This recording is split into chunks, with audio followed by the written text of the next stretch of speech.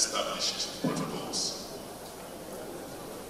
I'm indeed very delighted to welcome all of you guests and dignitaries to this high-level platform where African leaders and local leaders have gathered to have and hold very honest conversations on the state of our democracy on the continent, and also to discuss on the undeniable role of education in fostering Africa's growth and development.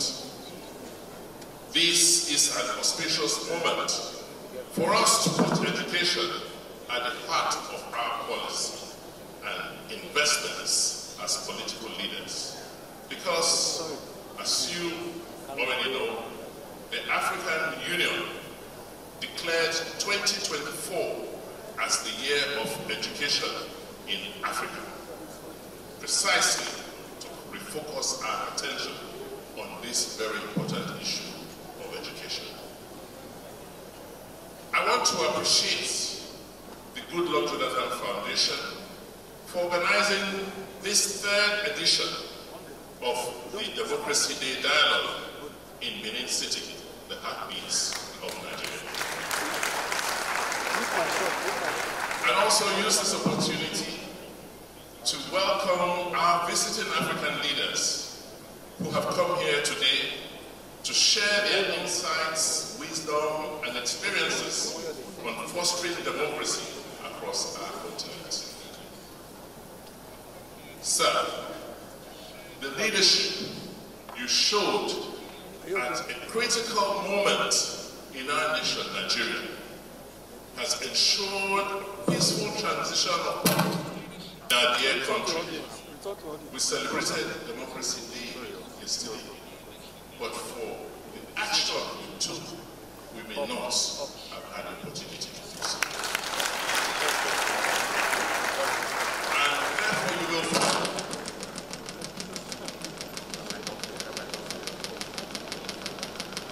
sorry for that interruption.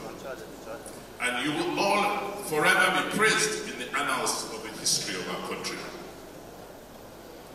Truly, your actions demonstrated the vision of your foundation, which is to have peaceful, just, and progressive nations of Africa. This is what we all aspire to. Africa is at a crossroad. We are blessed with a very youthful population. Over 400 million people on the continent are aged between 15 and 35. And these young people are yearning for opportunities. But the challenge has been how to harness the energies of our youthful population to engender sustainable development for our people.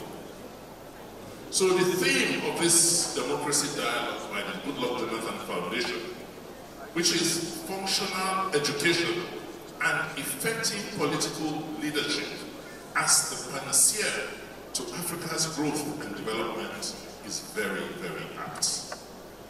Because it captures the essence of the task ahead and also places the burden of the responsibility rightly at the foot of all of us political leaders on the continent. We, political leaders, are responsible for taking the decisions that will allow our children and young people to play their parts in enabling a more prosperous, peaceful, and just society.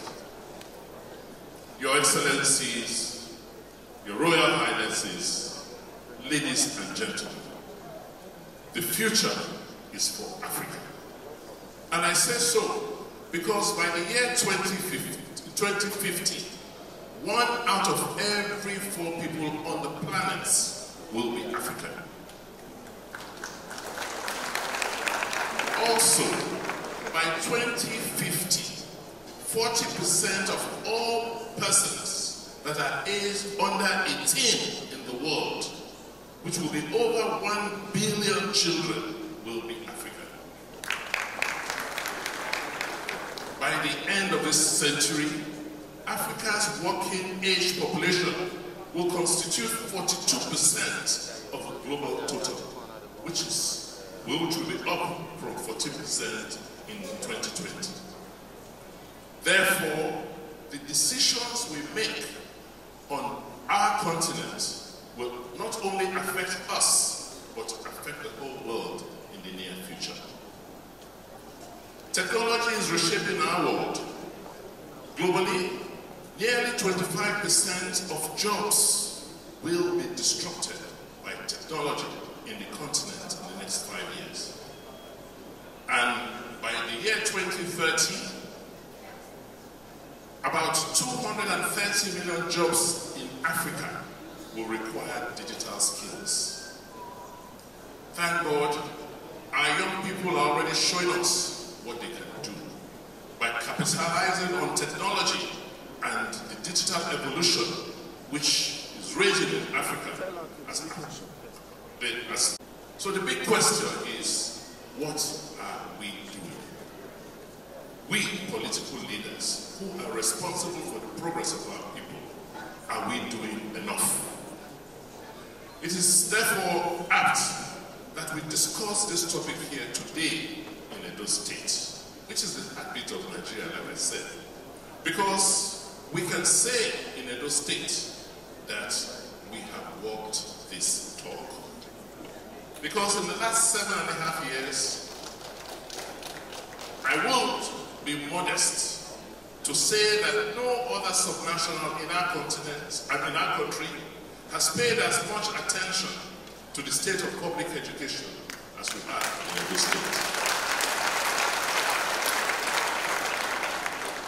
Upon assuming office in 2016, we were clear about our mandates and what must be done to address the rot in our educational sector in Nigeria. The burning platform for us was to hear those horrific tales of our young boys and girls who were illegally trafficked to Europe, who risked their lives crossing the Sahara Desert to just looking for the golden fleece in Europe. Listening to them and to our citizens in various communities in Edo, we were convinced that except we make sustained investment in basic education, we will not be able to reform our society. That was what led us to design and implement a very ambitious reform program in public education called Edo Basic Education Sector Transformation, popularly known as Edo Best. This has brought us to the attention of other states in Nigeria and other countries on the continent, some of whom have come to understudy what we have done. We have hosted teams from other states in Nigeria, from other countries in Africa like Rwanda, Sierra Leone, Gambia, and others, who have come to learn about our reforms. Our efforts with Edo Best brought us to the attention of the world, as I said, which has enabled us as a sub-sovereign in Nigeria to be championed and placed among sovereign countries globally who are recognized for leadership in education reform. Let me take this opportunity to specifically note the leadership demonstrated by the chairman of today's occasion, President Uhuru Kenyatta, under whose leadership Kenya was selected to be an African accelerator country, just like Edo State.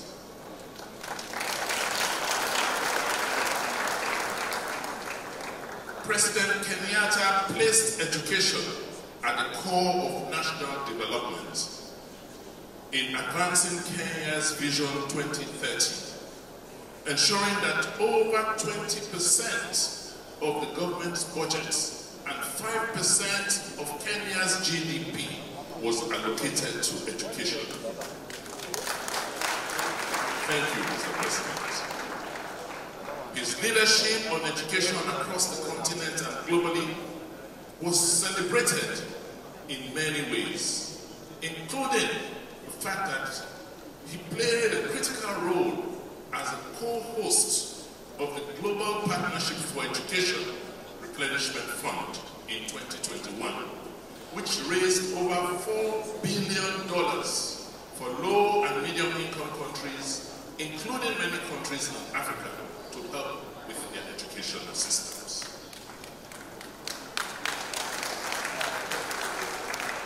Kenya continues to reap the benefits of this commitment to education, as Kenya's educational outcomes remain amongst the highest on the continent, thus providing a basis for their growth. No wonder the President Goodluck Foundation thought it wise to invite him to Benin City to come and host and chair, co-host and chair this event. For us in Edo,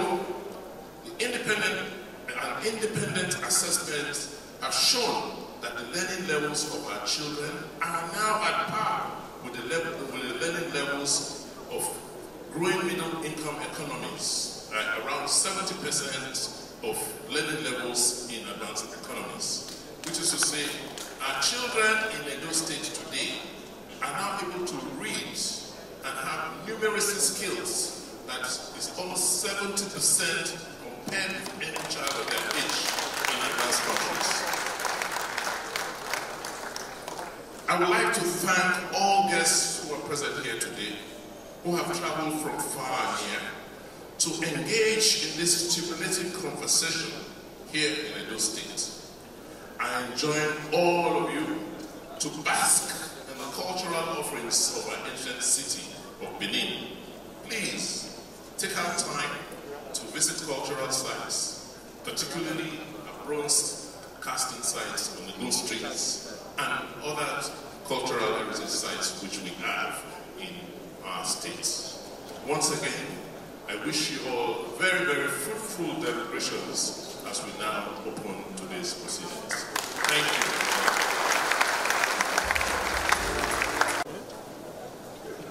It is with great pleasure and a heart full of gratitude that I stand before you today at the 2024 Goodluck Jonathan Foundation Democracy Dialogue. I am deeply honored to be here as a special guest, and I extend my warmest thanks to the Foundation for inviting me to participate in this significant event. As we gather here in the historic city of Benin, the heartbeat of Edo, I am reminded of the vibrant spirit and rich heritage that our nation holds. This event themed functional education and effective political leadership as a panacea to Africa's growth and development touches on subjects that are not only close to my heart, but are also critical to the future of our great continent. Education and leadership, two pillars upon which any thriving society must be built. When we speak of functional education, we envisage an education system that equips our youth with the skills, knowledge, and values needed to navigate the complexities of the modern world.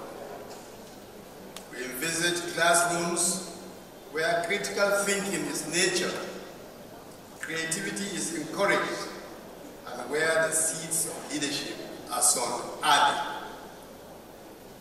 It requires leaders who are not only knowledgeable, but are also compassionate and resilient. Leaders who can inspire and mobilize their communities towards common goal. And this is a leadership that we have learned from President Goodluck Jonathan. As we embark on this one-day dialogue, let us do so with with an open mind and a generous spirit.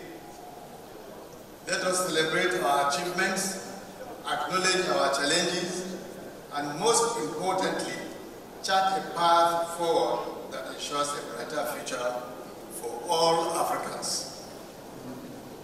In closing, I would like to express my profound gratitude to the Goodluck Foundation for its unwavering commitment to fostering democratic ideals and promoting sustainable development across Africa. I'm not surprised. This is a very young foundation, but it competes with foundations that have been old in this country, Africa, and the world in general. Congratulations. Your work is an inspiration to us all, and it is a testament to the power of education and leadership in shaping our future. Thank you, and may this dialogue be fruitful and impactful. Together, let us build a future of which we can all be proud of. God bless my boss, President Goodluck Jonathan. God bless you. God bless the Federal Republic of Nigeria. Assalamu alaikum. I want to thank His Excellency, our former President, Jonathan, who literally conscripted me to be part of this event. And also thank the Foundation for the invitation to participate in this event. How can it be? Obviously, as the Minister of Education, the person wearing the hat on behalf of the country this time around, not to be part of this very, very great and epoch-making event.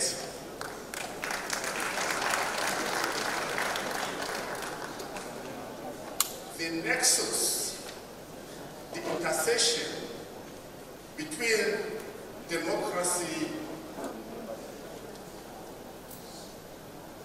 effective leadership, and education is inherent. It is large because how do we achieve the goals of democracy without a literate society? Elections can only hold meaningful elections. The process towards having leaderships can only be meaningfully put in place through people who are enlightened. How do they know the character and personalities of those who will be elected? How will the electorate know the programs of the parties who are vying for leaderships in countries without knowing, without having literate and electorate who can understand issues? Furthermore,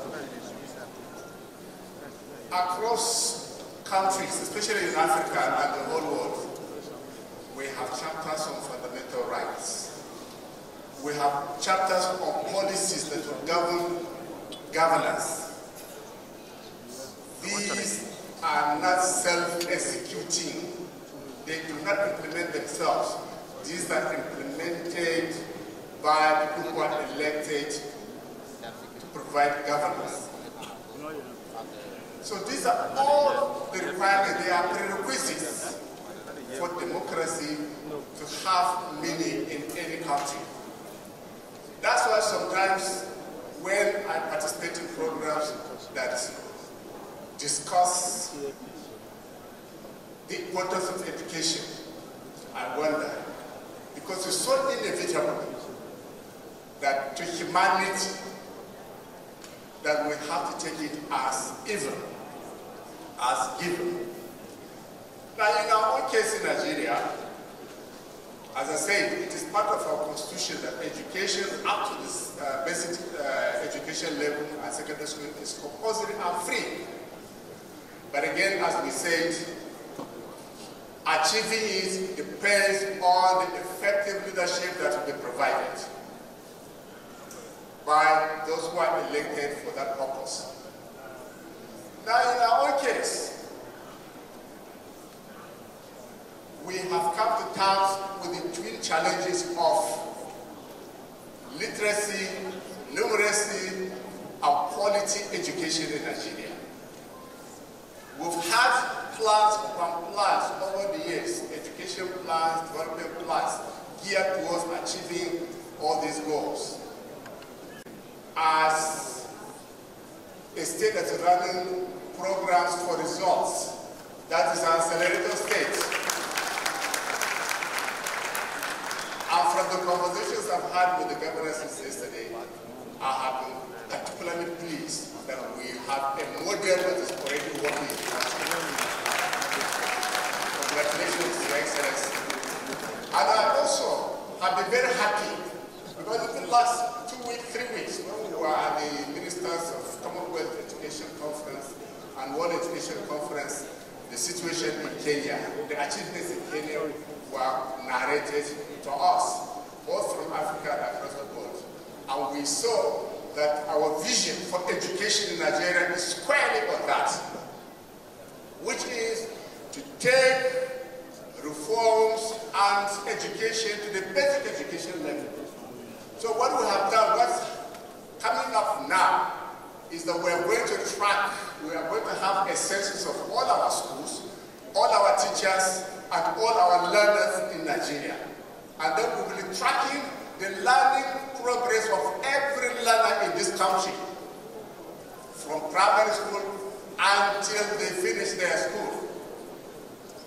Secondly, we are also bringing in skills into the education system, from primary school right through all the other levels, because the skills will address all the problems about literacy, illiteracy, and then empowering them, giving them the ability to connect with society and the economy. Teachers are the center of developing everything, every policy in education.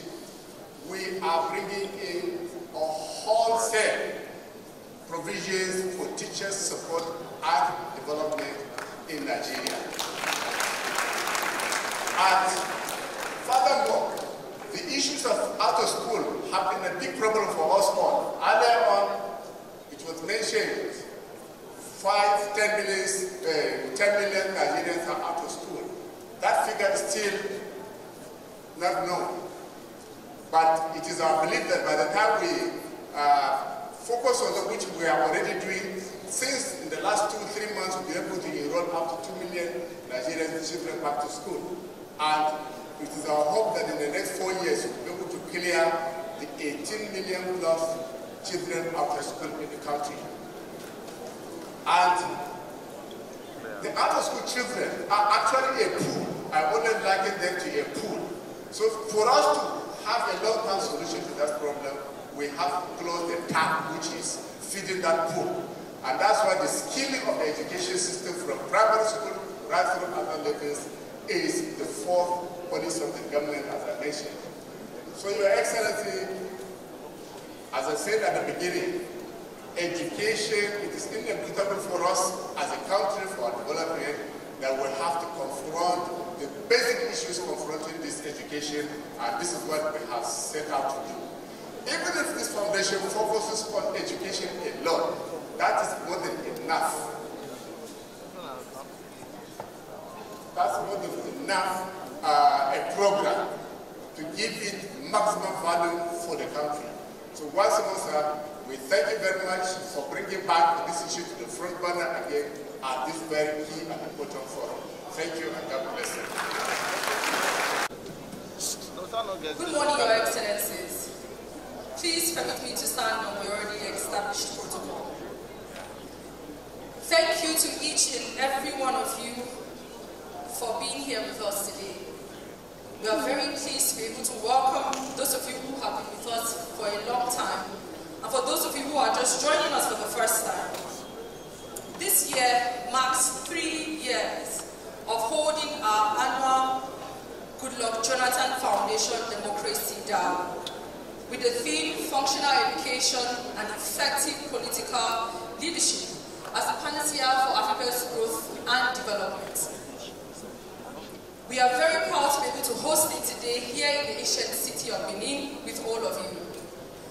Before we get started, I would like to express my sincere appreciation to all of you who generously helped us to make this event come together to become a success. We couldn't have done it without you. Our special thanks to the Governor, His Excellency, Godwin Obaseki. Please a round of applause for him.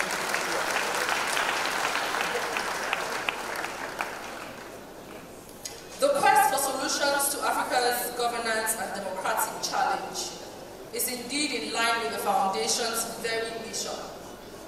As a foundation, we understand that peace, security, good governance are critical for the achievement of the sustainable development on the African continent.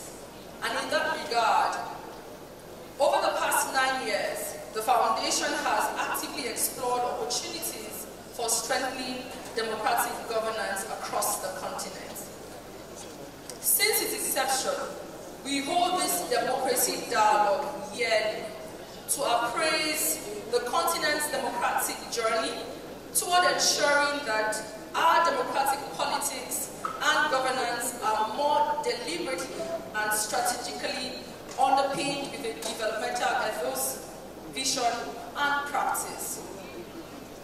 Education has been identified as a fundamental means for the state to empower its citizens. Scholars have long argued that a healthy democracy requires an educated, politically engaged citizen.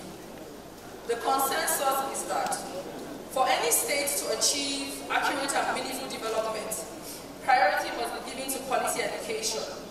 And in echoing the words of Nelson Mandela, education is the most powerful tool or weapon which you can use to change the world. Indeed, education serves as a transformative force, fostering economic development, societal progress, and individual empowerment, as functional education goes beyond just the normal classroom education.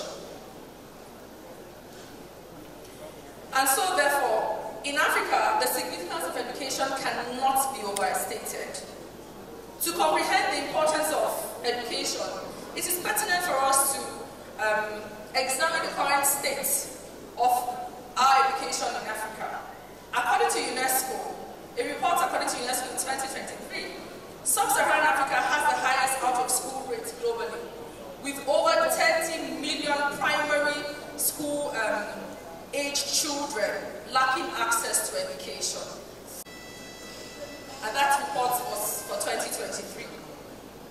So without urgent action, the situation will likely get worse, as the region faces a rising demand for education due to a still growing age population. Africa is a young continent. It's a continent that has more young people than old people. So it's an urgent call for us to take the case of education seriously. While there isn't any specific statistic, actually, that quantifies the exact number of African governments prioritizing functional education, many countries on the continent have recognized the importance of functional education in driving socio-economic development and have implemented various policies and initiatives to promote it. However, these efforts are abysmal or negligent at best. There is now, therefore, like I stated earlier, the urgent need to do more. Achieving functional education and effective political leadership are interconnected goals that require the commitment of everybody, concerted efforts from governments, from civil society, and of course the private sector. Functional education can empower citizens to actively participate in the political process, hold their leaders accountable, and contribute to the socio-economic development of their countries. Conversely, effective political can create an enabling environment for education reform, investment in human capital, and the creation of opportunities for all citizens to thrive. There are challenges, we know, and these challenges, such as inadequate funding, infrastructure deficits, political instability, persistent abuse of power, corruption, and socio-economic inequalities, and the failure to create an environment for the continuous evolution of succeeding generations of young African leaders with competence, integrity, vision, and commitment, and skills for peace building and social justice continue to hinder the realization of functional education and effective political leadership in Africa. Addressing these challenges requires sustained commitment, innovative policies, and collaboration among stakeholders to ensure that education systems in our countries are responsive to the needs of learners and that political leaders are accountable to the people they serve. If you take a look around the room today, you will see that we have various stakeholders seated and represented here today. So I am speaking to all of us here today. Your Excellencies, traditional rulers, ladies and gentlemen, the importance of education in our continent is undeniable. It is our potent tool for economic development. It is our tool for democratic advancement, societal progress, poverty alleviation, and individual empowerment. This event is to draw attention to the frailty that hinder the developmental realization of our great continent. As we aspire to be a more equitable and prosperous continent, investing in education in Africa must be a top priority. We at the Goodluck Foundation hope that at the end of today's deliberations, we will be able to develop consensus on the urgency for prioritizing quality education and structural leadership recruitment for advancing growth and development in Africa. Once again, a very warm welcome to each and every one of you for finding time out of your very hectic schedules to be here with us. And thank you very much for listening. Thank you.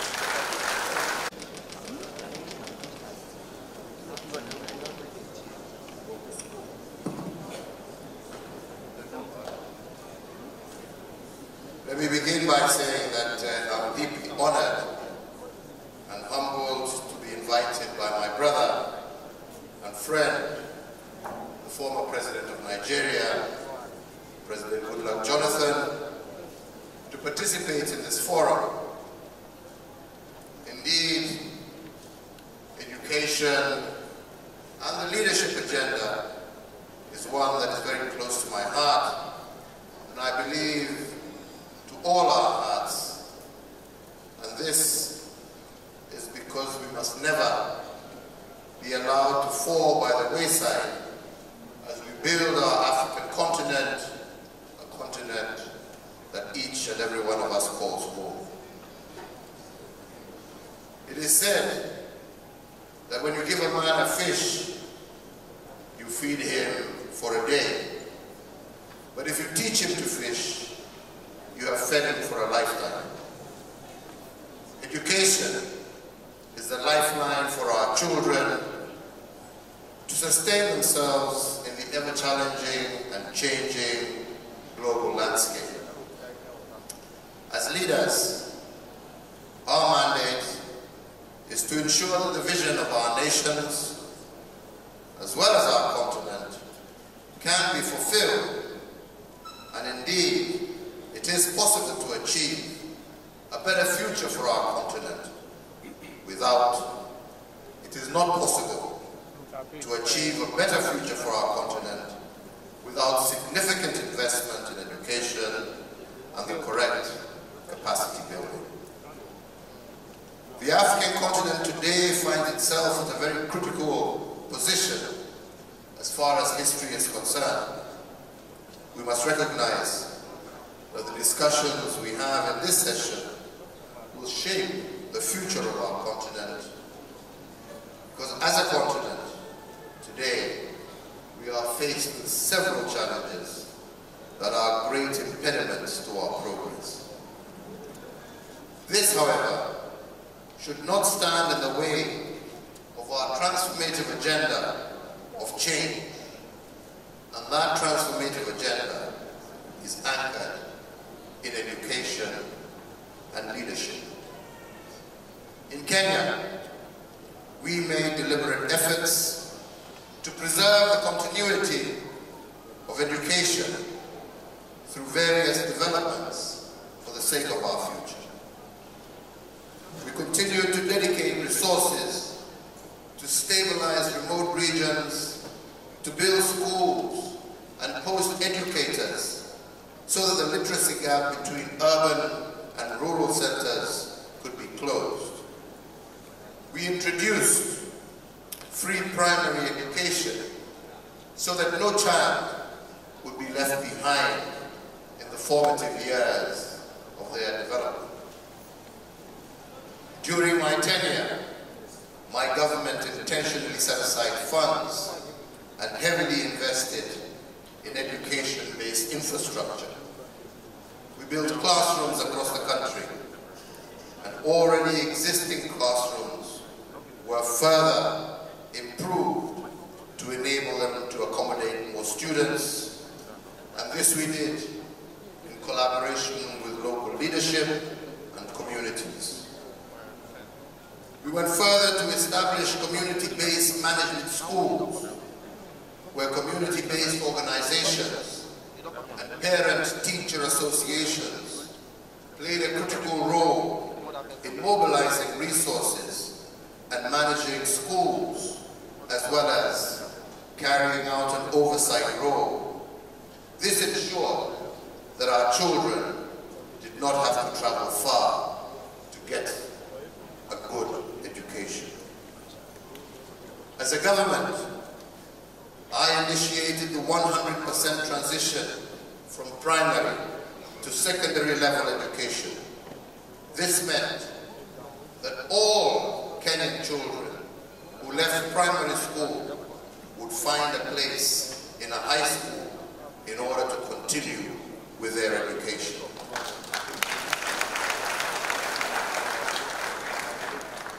This program ensured that our children from across the country got equal exposure to learning opportunities regardless of their socio-economic background.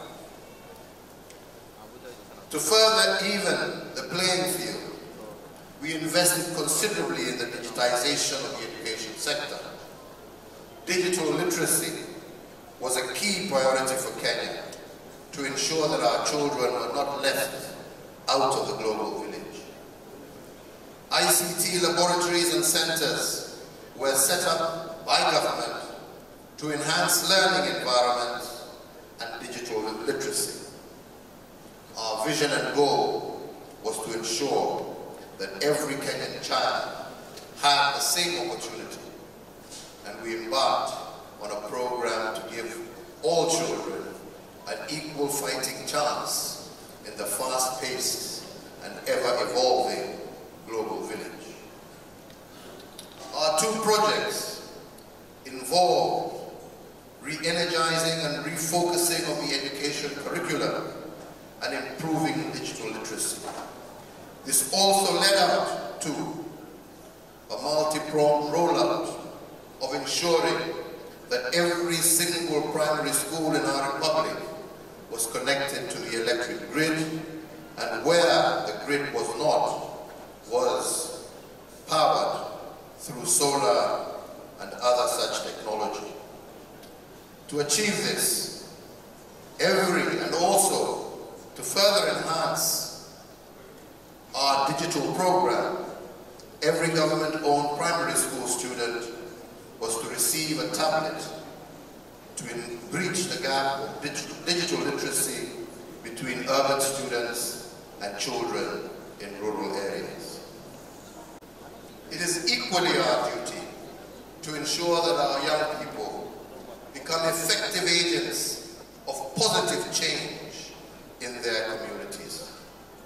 We must therefore invest in education to ensure inclusivity, diversity, and equal opportunity for all our children. This will help foster a conducive environment for innovation and growth. As African leaders gathered here today, past, present, and from the applause I heard, possible future leaders, let us take up this task with the seriousness that it deserves. We need to do this in order to prepare our leaders of tomorrow. The deliberations that will be held here today must by all means provide a roadmap, develop strategies and policies that will set our continent on a winning trajectory. We need to understand that the example that we set will serve to teach our precious children who look up to us with expectation and anticipation. Rhetoric and empty promises and lack of tangible actions by we the leaders of today only serves to destroy our future. We must therefore lead by example, embodying values of honesty, humility, and servant leadership. We must work on eradicating corruption and the mismanagement of public resources, as they are the cancer that stifles progress and destroys public trust.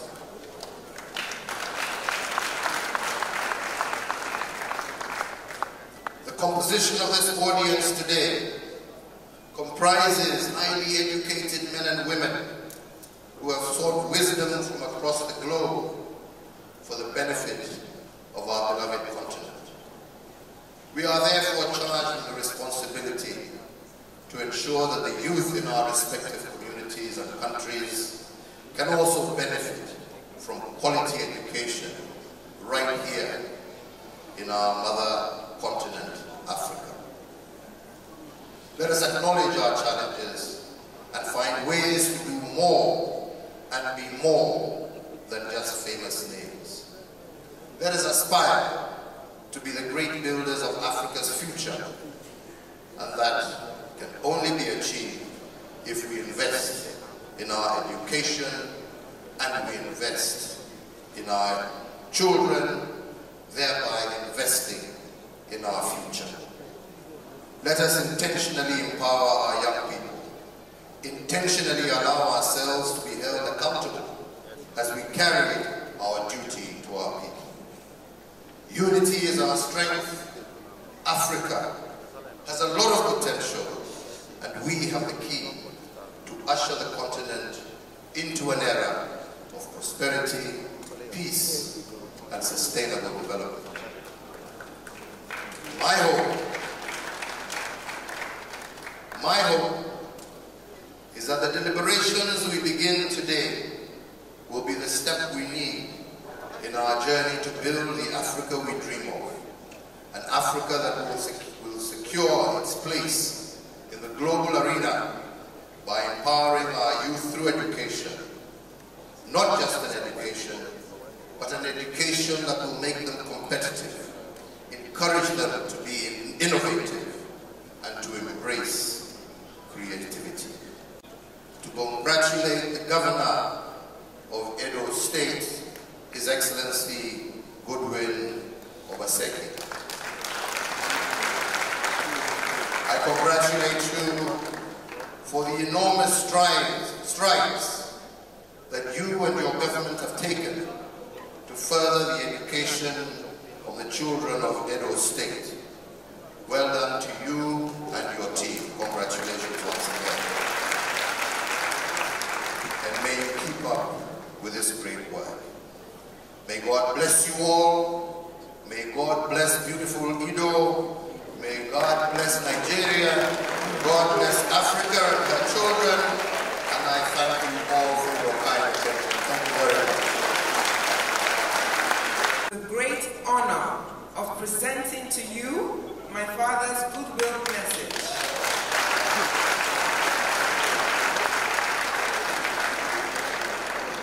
And I read, goodwill message delivered by His Royal Majesty Omonoba Nedo Ukwakolokolo, Ewaye II, CFR, Oba of Benin, on the occasion of the Dr. Goodluck Foundation Democracy Dialogue held on Thursday the 13th in the ancient city of Benin, Edo State.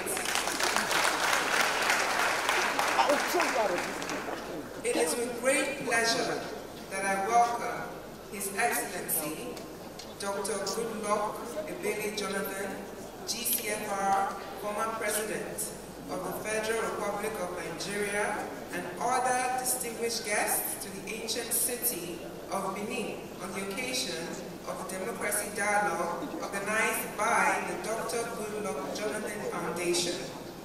I also heartily welcome all other participants to this ancient city. The decision to host this important event in Benin City is of particular delight to me.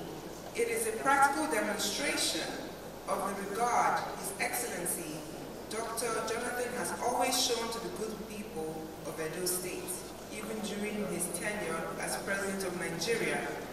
I recall with fond memories my time as Nigerian ambassador before and in His Excellency's government, especially the courtesies he accorded to me during my service years under his government. The Democracy Dialogue being hosted today by the Dr. Goodluck Jonathan Foundation coincides with the period Nigeria celebrates its Democracy Day on the 12th of June. The theme of this year's dialogue, functional education, effective political leadership as a panacea to Africa's growth and development, speaks appropriately to the gap in the leadership recruitment process in Africa, which can be best filled with citizens who are well educated and positioned to offer effective leadership for the growth and development of the African continent. Without mincing words, Dr. Goodluck Jonathan is an exemplar of the kind of leadership which fits into the theme of this dialogue.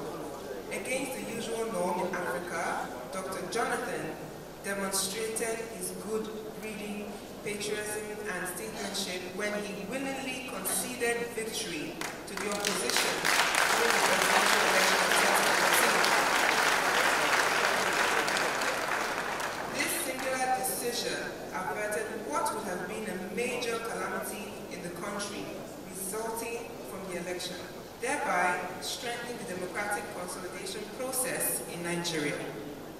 As the resource persons and participants deliberate at this year's dialogue, I wish you all fruitful outing.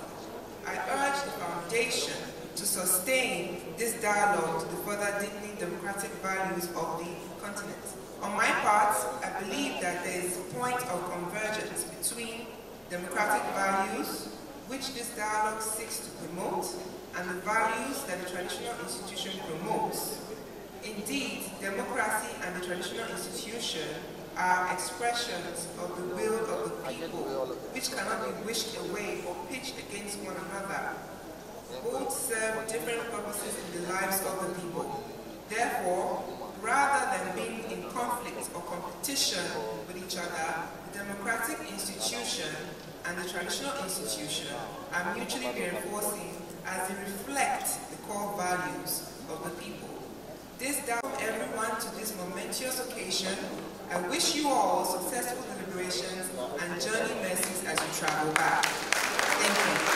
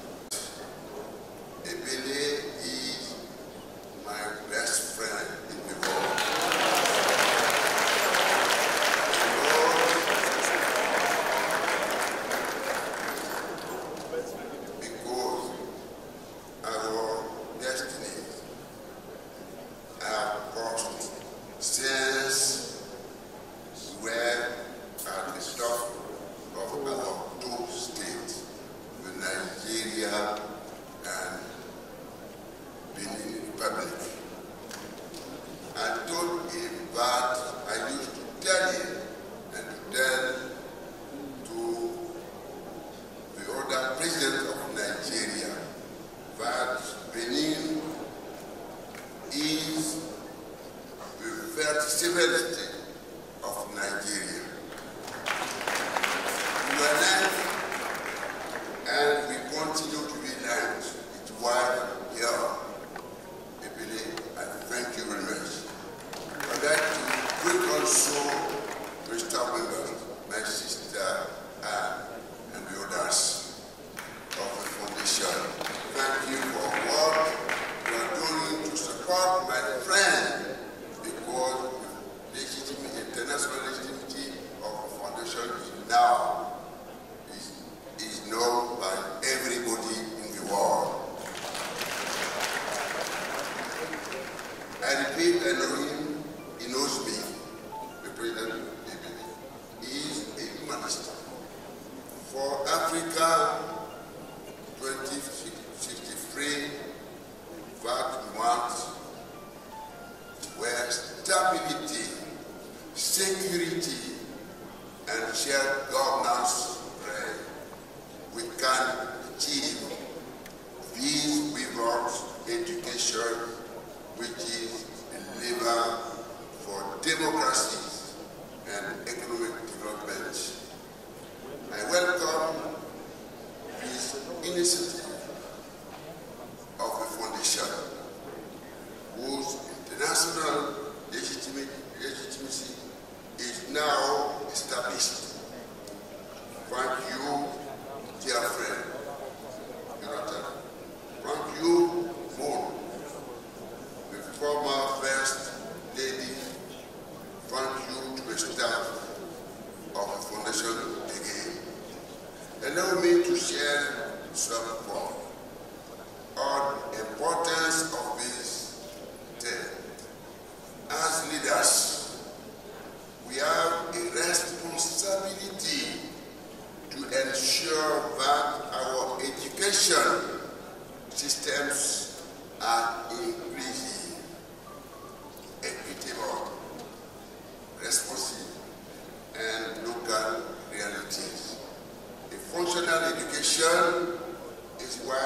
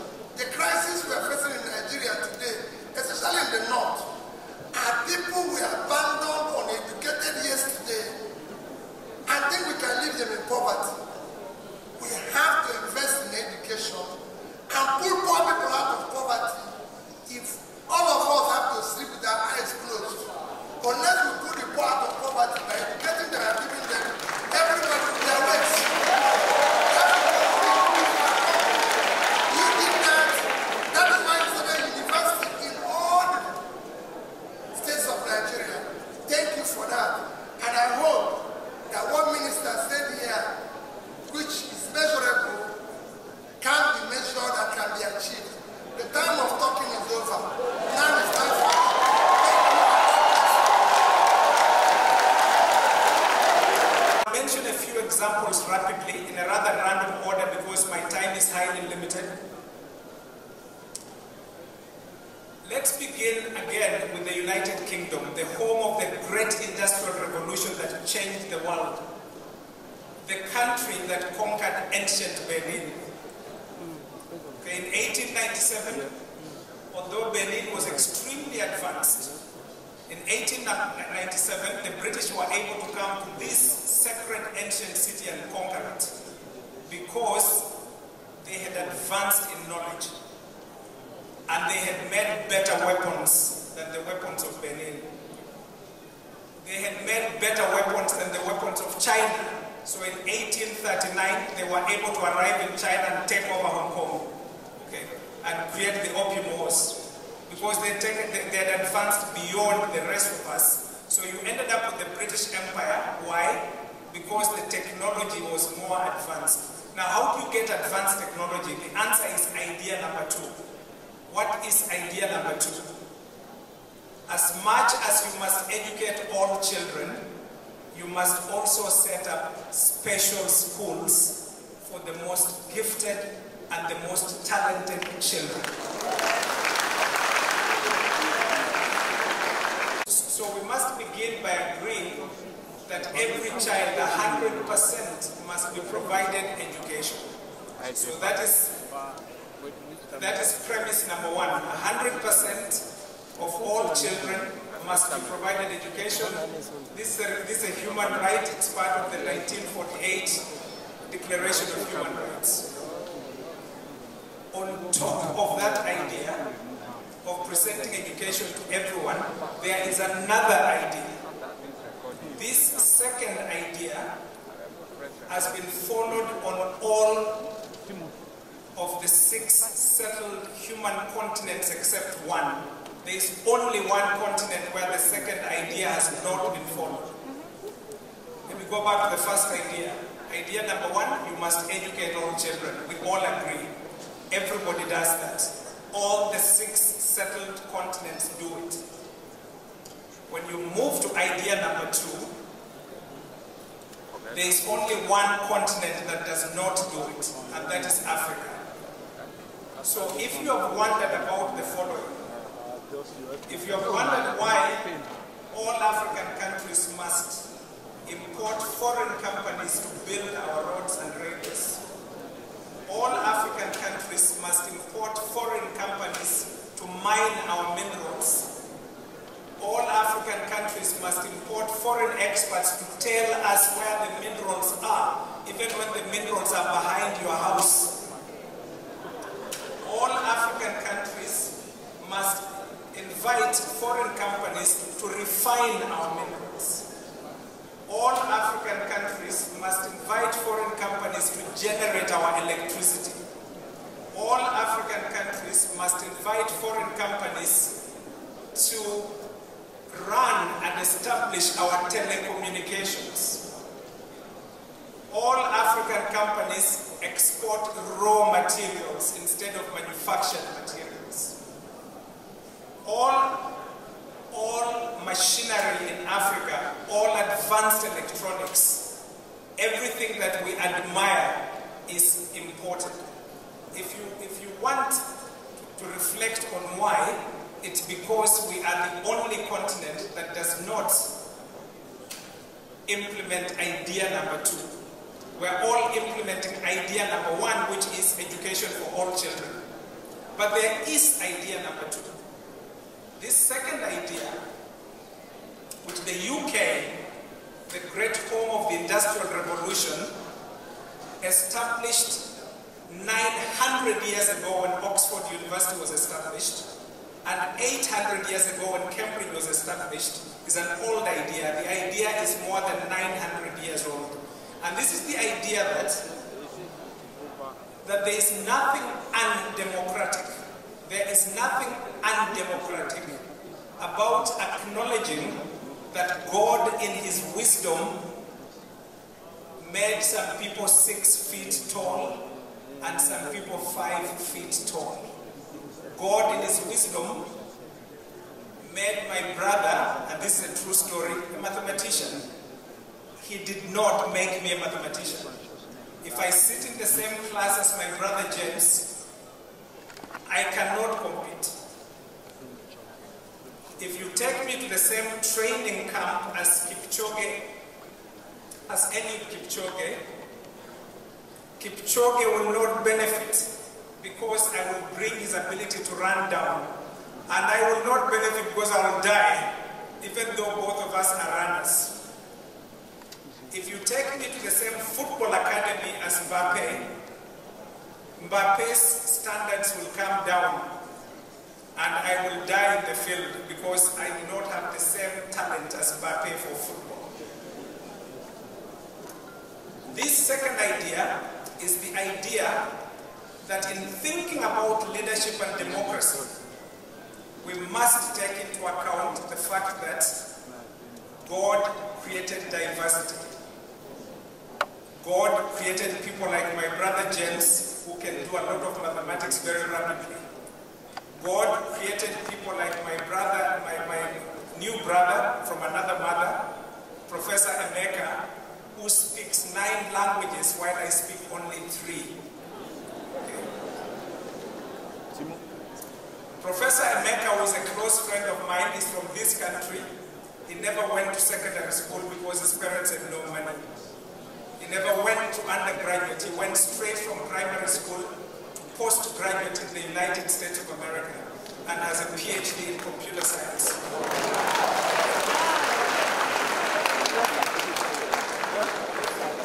So, let me now say to you, ladies and gentlemen, what idea number 2 is. Idea number 2 is that if Africa is to make any progress at all, it must do what other countries do, not what other countries tell us. Let us not do what they tell us. Let us do what they do. What other countries have done is to set up schools for people like Victor, people like Professor Emeka, people like my brother the mathematician, and many of us know people like that. That is why, if you take the next example, and I'm doing this somewhat randomly, let me just jump forward because this speech has been rearranged because of time. I'm going to jump forward to an interesting illustration of what happens when certain decisions are made. Now, ladies and gentlemen, listen to this story. There's a country that was as poor as Nigeria in 1947. That country is called India. India is no longer as poor as Nigeria. Nigeria goes to India for technology. Kenya goes to India for technology. America goes to India for technology. Now listen to this list. Just listen, ladies and gentlemen. The CEO of Microsoft, which is one of the largest companies in the world, the CEO of the American company Microsoft is Mr. Satya Nadella. He was born and educated in India. The CEO of Google, and we're all Googling all the time, is Mr. Sundar Pichai. He was born and educated in India. The CEO of IBM is Mr. Arvind Krishna. He was born and educated in India. The CEO of Adobe, the graphics giant, is Mr. Shantanu Narayan. He was born and educated in India. The CEO of Starbucks was born and educated in India. Is Mr. Laxman Narasimhan. The dean of the world's most prestigious business school, which influences the whole world, which tells us it's responsible for all the good things and all the bad things. That's Harvard University. The dean of the business school of Harvard University is Professor Sirikant Datar, born and educated in India. How is this possible? This is possible 1945, before the formation of the new Republic of India, which became independent in 1947, Nehru sat down with his team and said, we are poor. How can we become rich? And the answer was, yes, we shall educate all Indians, but we shall form 4 schools to educate the genetic accidents. Those people who read 1 book a day while the rest of us read 1 book a month. People like my friend Okafo, whom I met at university in America, he had come from Enugu. Okafo arrived having memorized all of Nelcon, for those of you who remember the physics text Nelcon. Okay. Okafo did not need to go to class, he only needed to take his exams.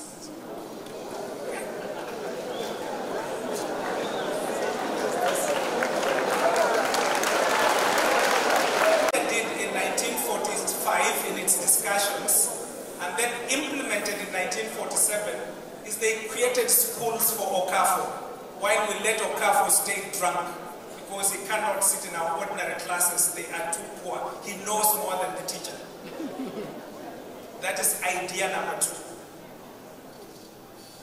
If this continent is to rise at all, every kingdom, every county, every town, every city, every local government area must have at least 1 secondary school, 1 for the genetic accidents, for the people who can make rockets. These people exist in your village, they are walking barefoot, and they will become alcoholics.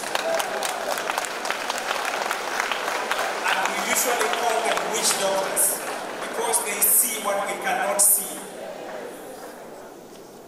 True story. In December, I was at home in Amagoro, Busia County, Kenya.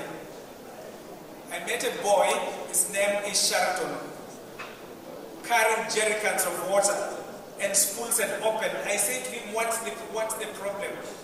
Why are you not in school? He had trouble speaking, because his brain does not do ordinary language, it does mathematics. So I asked him, did you go to grade 8? He said yes. How many points did you get? The points he gave me were so high, I told him, go get the report, I don't believe this. He brings the report to me. I look at his scores, they were so high, I decided to put him in my car and ask him a few questions. So I asked him, true story, I said, tell me, Sheraton, what is 0 divided by 9? He answered correctly. He said it is 0. Then I said, but Sheraton, what is 9 divided by 0? He looked at me and kept quiet and he said, Professor, it's not possible. And I asked him why. He explained to me, Sheraton on his own already discovered the concept of infinity, walking barefoot in the village. I immediately took Sheraton and paid fees to go to one of our high schools. He arrived late 2 days before the exam. He had the highest score in mathematics on arrival. When he came back for the holiday a month later, I met with him at the library. I asked him, how was school? He said to me, it's too easy. So I asked him, what are you doing currently? He said, oh, I'm very happy I discovered a book here. So I asked him to show me the book, Calculus. He's in grade, what we call in Kenya Form 1, grade 9. Ladies and gentlemen, all the continents of the world have implemented idea number 1, including Africa. There is only one continent that has not implemented idea number 2. It's Africa. If this continent is to rise at all, and I'm repeating myself, Every town must have a special high school for the most gifted children. And those children will come from the poorest families and the richest families. This is democracy. This is how you live. Let's mention a few statistics. Now, these statistics, for thoughtful Africans, you will need some whiskey tonight. It will be difficult to sleep. There are 3 organizations in the world that rank universities. And these are the Times Higher Education ranking of world universities, the QS ranking of world universities, and the Shanghai Academic ranking of world universities. According to these 3 ranking organizations, and by the way, how do they rank? The ranking is based on 1, research productivity, 2, the ratio of students to professors, 3, number of patents produced, 4, endowment dollars, how much money does the university have, 5, selectivity, how selective is the university. Based on these rankings, our continent, which has 1.5 billion people, 54 countries, not one of our universities appears in the top 100 universities in the world. Not even the University of Cape Town. The University of Cape Town was among the top 100 until we took over the control of South Africa. It's no longer among the top 100. Now listen to this, ladies and gentlemen. Singapore, which has a population of 5 million, has 2 universities among the top 100. South Korea, which was poorer than Ghana in 1960, has 5 universities among the top 100. If you're wondering why South Korea could summon African presidents to their headquarters. South Korea, population 52 million, 5 universities among the top 100. That is why you end up with Samsung. That's why you end up with LG. That's why you end up with Kia. That's why you end up with Control. That's why you end up with a GDP of 1.7 trillion, while Kenya's GDP is only 113 billion.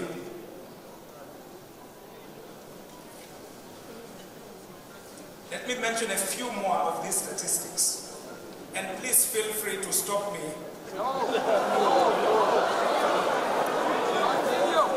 Now listen to this. And you can double check it on your phone later. The World Intellectual Property Organization, which registers inventions. And remember, we're standing in Benin. In this city, 2,000 years ago, at the time of the birth of Jesus Christ, Africans had discovered iron. They were smelting it in Benin. 2,000 years ago. 500 years ago, right here in Edo, people discovered how to mix copper with tin to make bronze. That is 500 years ago. Today, we are discovering nothing.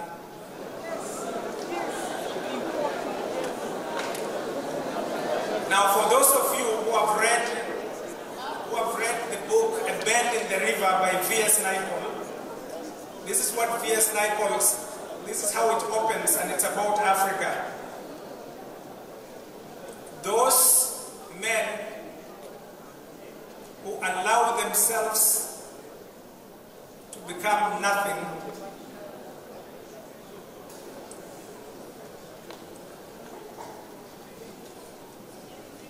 Let me see if I can actually read you the quote directly, because it actually captures a lot of what has happened.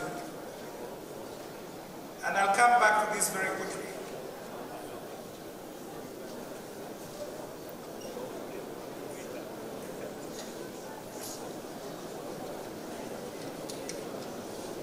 And if I don't find the quote, I will somehow pull it out of my head in the next few seconds.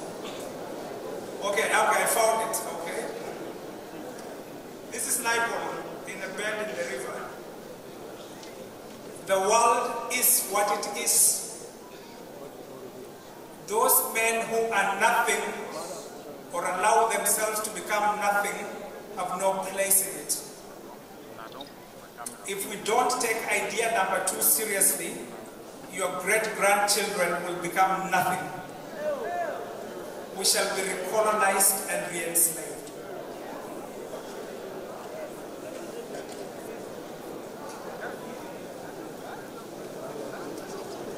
Let me quickly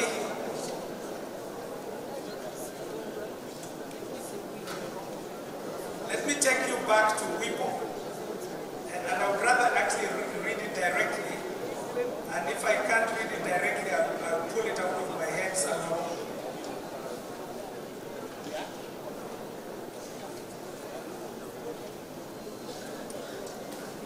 Okay, now listen to this, ladies and gentlemen. Discoveries. When you discover anything in your universities or in your research clusters, you have to register a patent.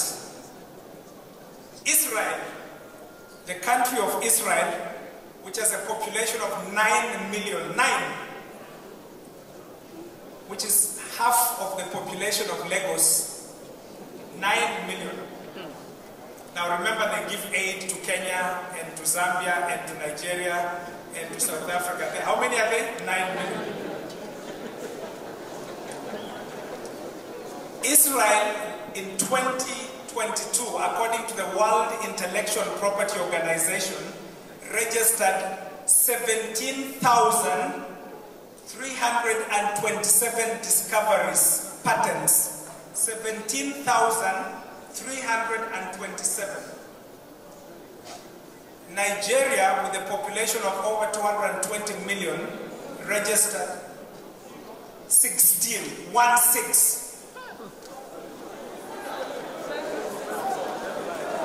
Ghana registered 11. Zambia 14. Egypt 866. All the 54 countries of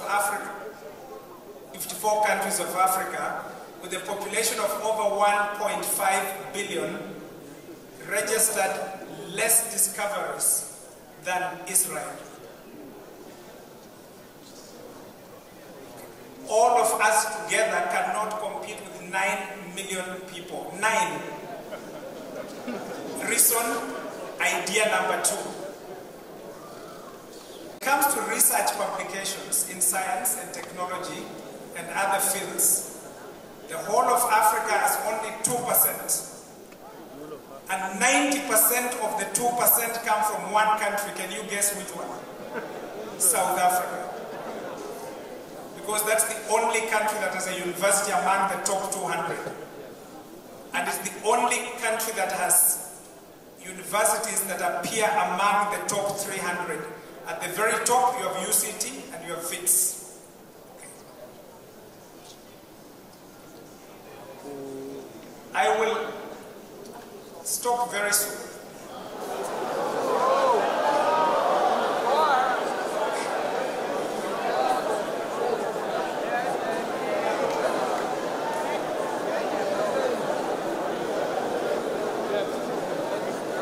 Okay, so I'll mention a few more stories. With apologies for people who have to go to the airport. I will mention a few more stories with serious apologies. Let me jump to something else. Talking about leadership.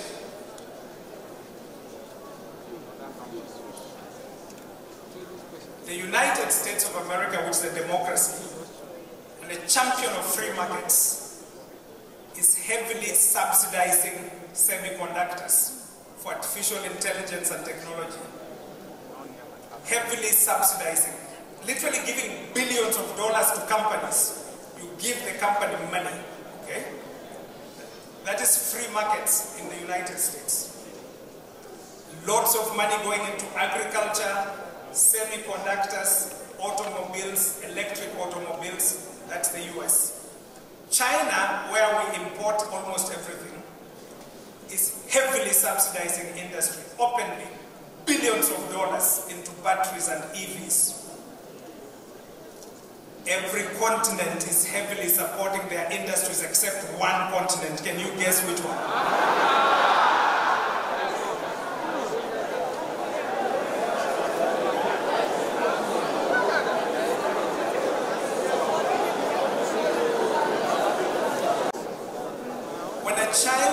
When children are trying to understand the world, and by the way, almost every child is born very curious, always asking questions.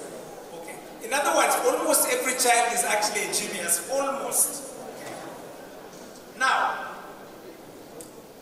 look at something so complicated like human language.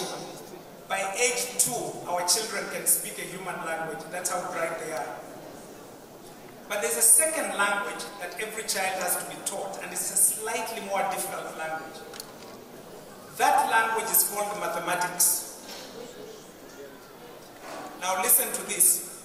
God in his wisdom made 7 continents. One of the 7, which is Antarctica, people don't live there permanently. So there are 6 left where we can live. There's only one continent out of the 6 where you take people who know 0 mathematics to teach in grade 1, 2, and 3. Can you guess which one?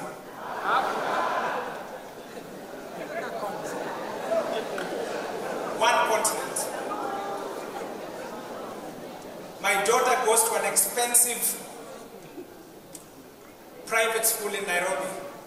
Listen to this story.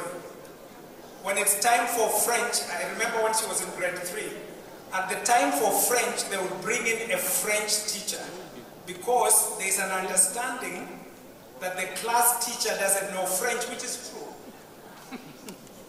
At the time for music, they would bring in the music teacher because there's understanding that the class teacher doesn't know music, which is true. At the time for the most important thing on earth, which is mathematics, she would be taught by her classroom teacher who knows 0 mathematics, and that is at the best schools in Nairobi. The math teacher comes in grade 4 in Africa. This is the only continent where children meet a math teacher in grade 4. There is no other. If you have ever wondered why our scores in mathematics are very low, in Kenya, only 10% of our children ever pass mathematics. I have the data from the Kenya National Examination Council. 10%. In Zambia, mathematical proficiency is 2.5%. Reason, the math teacher appears after you have given up when you're in grade 4. Now, is that math teacher physically present at the school? Yes. But it hasn't occurred to anyone on this continent to bring the math teacher to grade 1. And this is the age of STEM. This is the age of artificial intelligence. Good luck.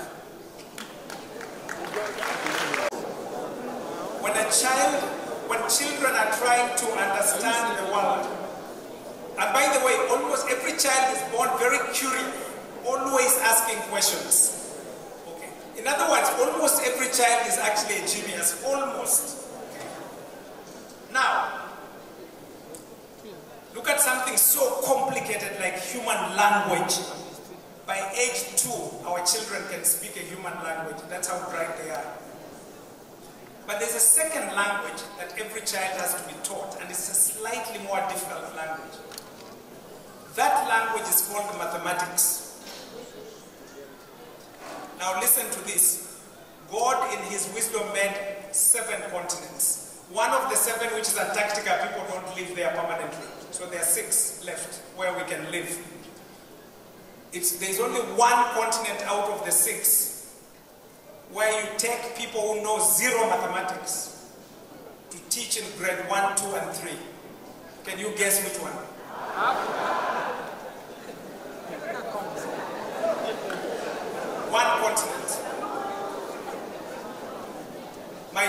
goes to an expensive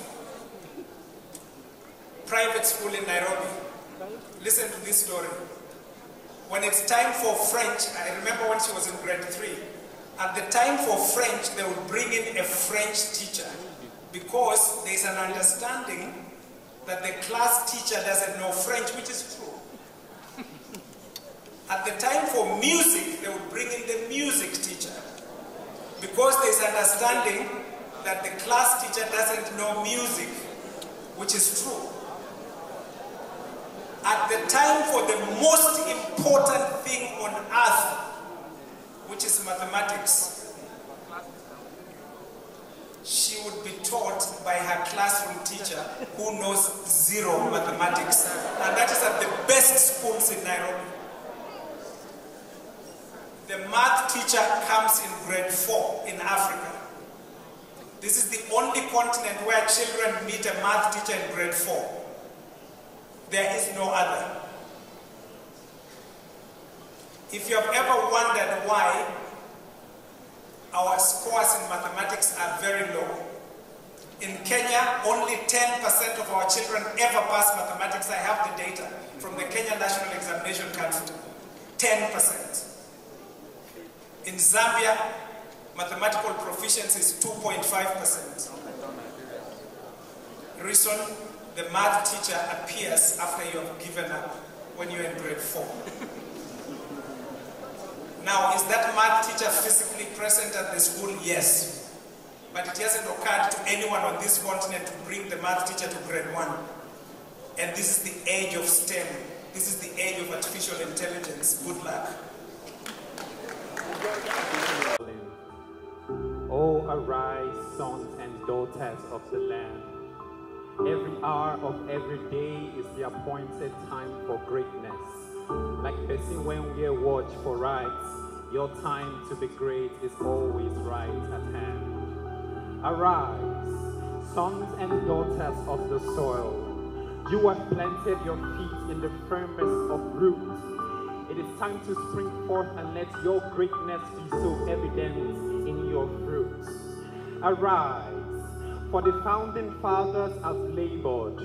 Fathers when no see shawarma to chop, but they put the source in this age when they wrapped the fabrics of our history with standards never to be dropped. So tell everybody so they know that if they ever wanted to go treasure hunting, they should look at the hearts of the Edos because they are made of gold. You see, this one no be tales by moonlight, but look up to the moon at night and see that you are a shining light and a story that deserves to be told. So arise, it is time to take it up a notch, just like the eben in the hand of the great Oba. It is time to seize the moment, for it belongs to you, just like the streets of Ereziawa and Aduawa. Our treasures are found in all nations. Our greatness is second to none. Fully loaded and always ready to take our shots, we are making mockery of guns. To all who hail from this great land, to all the young and even the old, it is time to turn the caps lock on. Alas, it is time to stand up bold. It is time to stand together like our ancestors did when they fought those battles so that we may never entertain destruction. It is time to find common ground despite our diversity and unite like saying at the center of 5 Junction. It is time for us to unite. Unite like say we be water and gari so that we fit continue to the rise. Make we sit down together and make better pepper soup with all the pepper they don't try to put for inside our eyes. You see, the future feels strong like Momo or rough like Shaki, or if we join anyhow like roundabouts. But we not go ever chicken out because we dey always meet up to expectation. You see, the future is bright, but the light is somewhere inside of your heart. So it is time to wake up from your hibernation. Oh, arise, sons and daughters of the soil. It is time to teach your sons and your daughters that they are of the soil. Teach them that before the age of the internet, there was a web made out of love that held their ancestors together. Tell them that before the age of following each other on social media, goodness and mercy followed them because of the way they followed up with one another. Teach them that the ones that came before them fought for them with their blood, and it can never be in vain. Teach them that the future is a heavy responsibility, but discipline could pass as a grain. Teach your children so they might teach their children to come, that greatness is close to their reach if they open their eyes to see. Teach them that they come from the great and mighty Edo State, the land that others dream to be. Thank you very much. Ladies and gentlemen. To the protocol.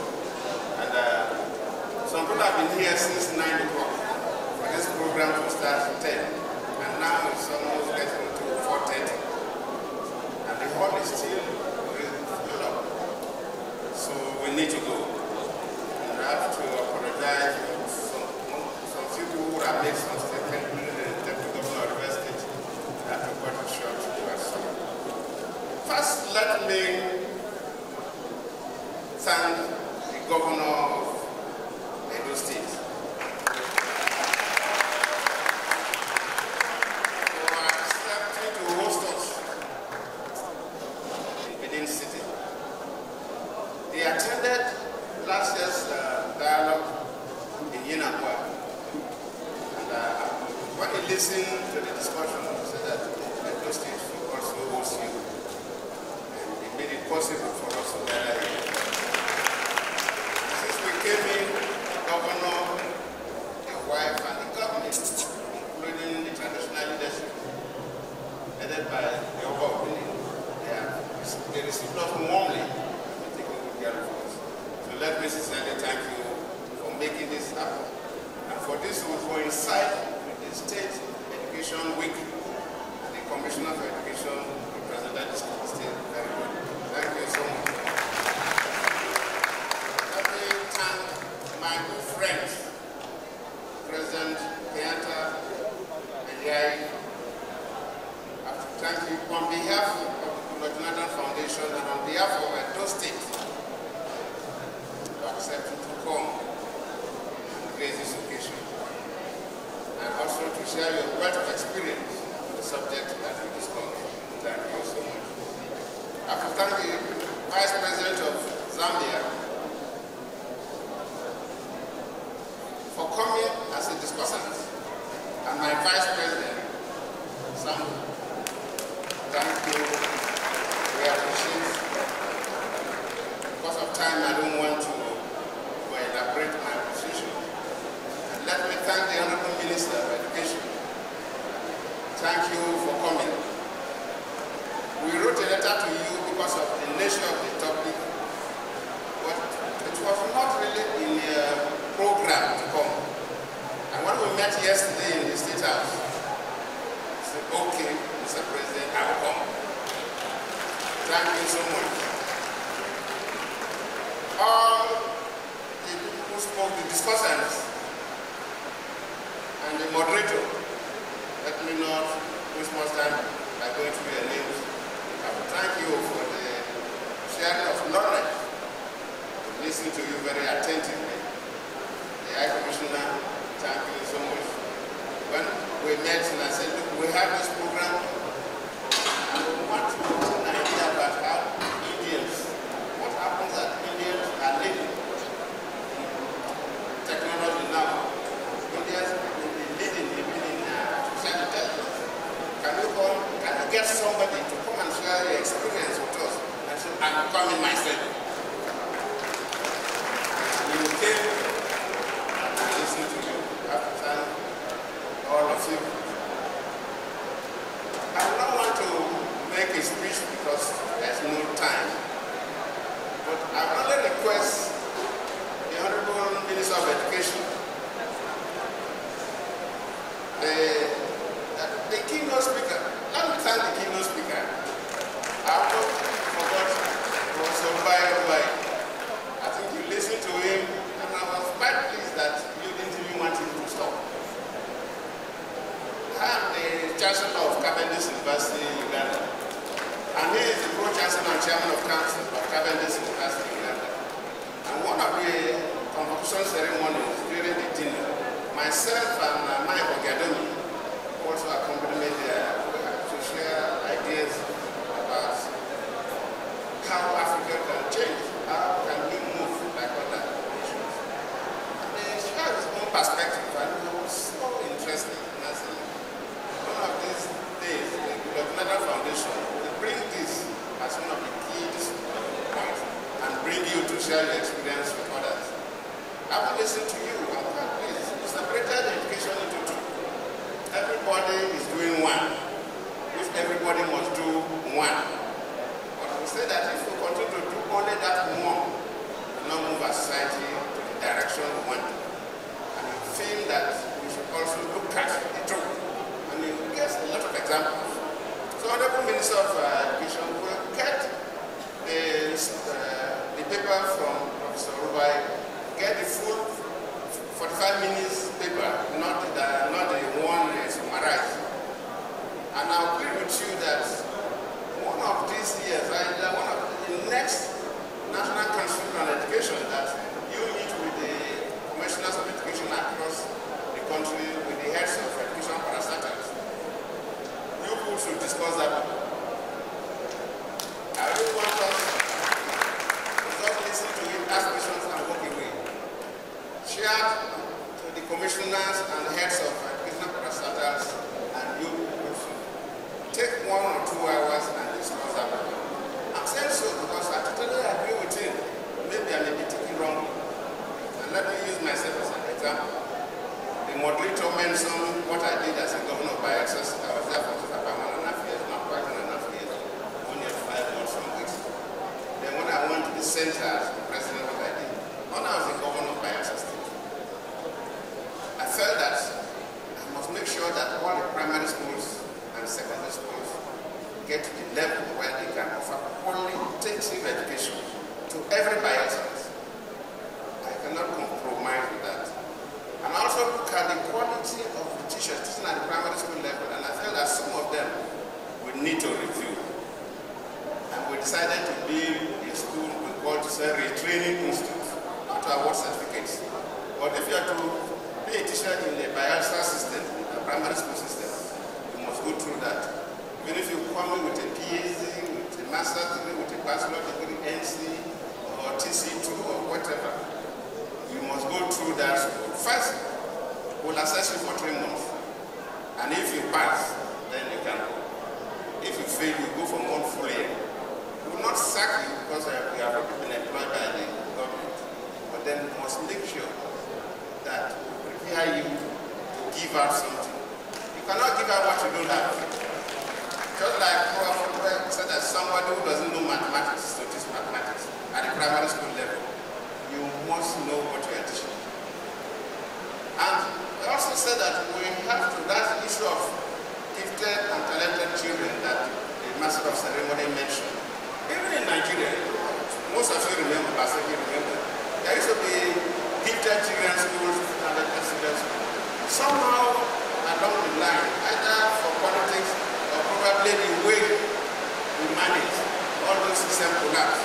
In the northern part of Nigeria, science schools are very common. Science schools are supposed to be specialized schools for the brainy people, for those who can get at least 90% in mathematics and above. But I don't know the condition for admission. So it's not new to Nigeria. So I also said I was going to start a similar thing in Bayelsa State. I remember I said that people will oppose me. Why do you want to spend so much money to build 2 schools when we have so many children? So first I gathered our leaders, invited our leaders, probably Bayelsa State, not as big as Edo. So all the key leaders, professors, doctors, and so on. And when I introduced this idea, of course that issue came up. And I remember some of those who raised those issues are professors, people with doctorate degrees. All the children are equal. So why not do something uniform across the states? And I said, no. We will make sure all our secondary schools get to the standard where the children will have very qualitative learning. But see, if you want to set up a football team in a school, that was even in a secondary school. If you wait to train everybody to play the match, then you can never set up a football team. So you get the best 11, what we call the first 11 and the second 11 and others. So while we are trying to make sure that we get where we want to go in terms of all our schools, we must get these schools so that we'll be able to tap the best brains in the states, or those who are talented in sports, and incubate them. So that before, so my plan was that if we do this for 20 years, Nigerians will think that Bayersans are so many, because anything you talk about, you see Bayelsa there. Of course, I started the schools, but I left. I was drafted to go and contest as a vice president. But the governor that took over, he did his own best. Not saying he didn't do well, but that was my own idea. It was not his own idea. So that program collapsed. And the lady mentioned about 100 students, yes.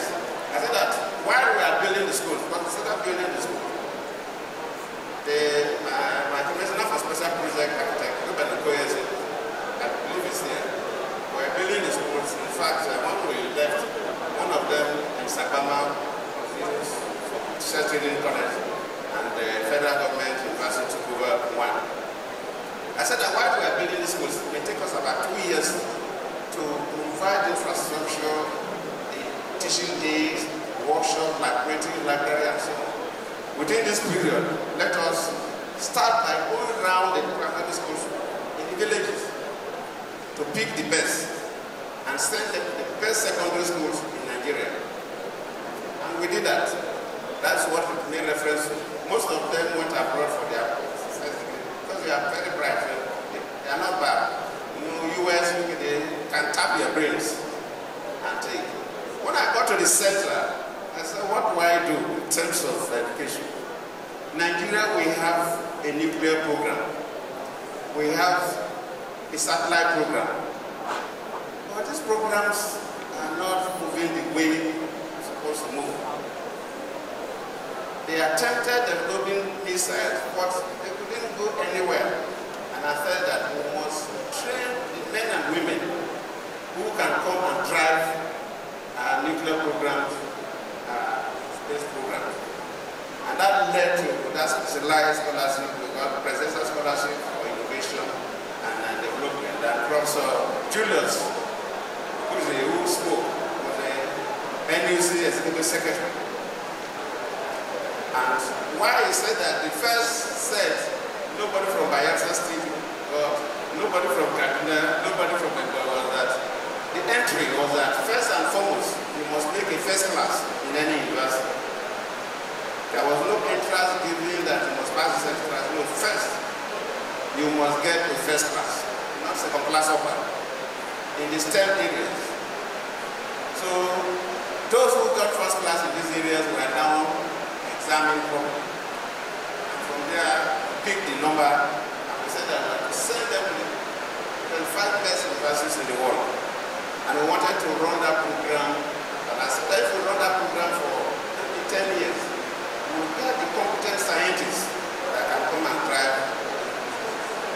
That is what we made reference to the NUC, actually Secretary General of NUC also made reference to.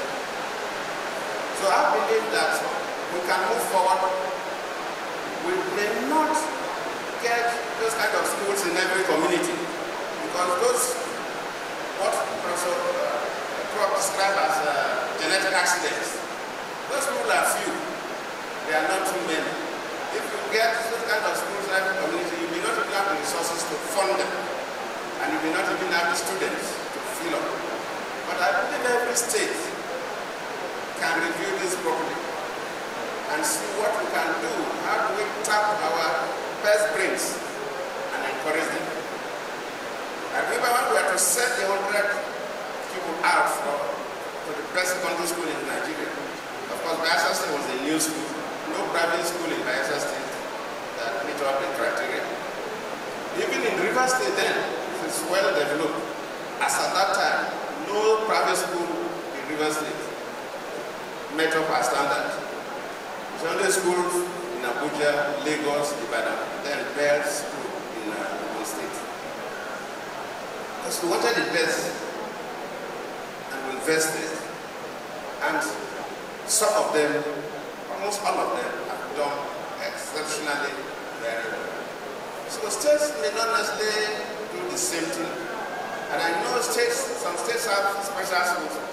I think when Governor Dixon took over, he also established a special school in Bayelsa State. Though I don't know the criteria for admitting it. But if there's a special secondary school, then it must be used for a purpose. And states can do that. But then this is to be modified. I remember for the universities, Julius mentioned that I established 12 universities. Actually, we established 12 conventional universities. We decided to make sure that every state that does not have a federal government-owned university would put a federal government-owned university.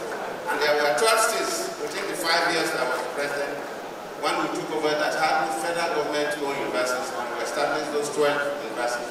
But in addition to those 12 universities, we established the Maritime University in Delta State. We also established a medical university in Benin State. If you add that, it's actually 14. They will make sure that the police college in Kano also should award degrees like NDA. So if a young man after school starts and go to the police college, by the time you're leaving, you're either a lawyer or engineer or an economist or an accountant or whatever. So by the time you retire from the police, you have something that you can live on. We believe that just like the Executive Secretary said, we really need space in our universities for the teeming population of Nigerians. We want everybody to be well educated, but while making sure that everybody gets the education we want to, let us also see if the second option from unwise people will also work. Let us see if we can get those people who are described as genetic accidents and incubate them and see what role they can play in terms of moving us forward, especially these days of artificial intelligence. So I have to thank all of you for being here the whole day, from 10 till 4:30, going to 5 p.m. People are still here. So on behalf of Obaseki and the government of Edo State, on behalf of the Foundation, I thank all of you, thank all the speakers, and we hope that when we call you again, you also come. Thank you all.